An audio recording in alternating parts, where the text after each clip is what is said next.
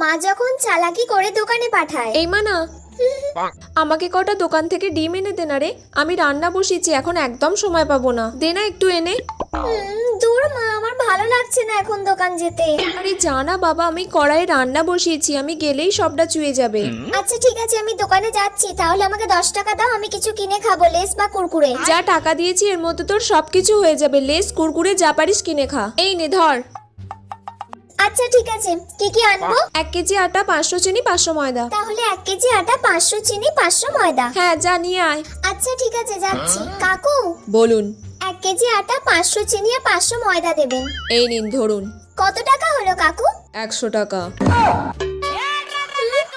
তার মানে মা আমাকে পুরো হিসেব করে করেই টাকাটা দিয়েছে। ধরো, আর কোনোদিন আমি মায়ের কথা শুনে দোকানে আসবো না। ঈশ্বর থ্যাংক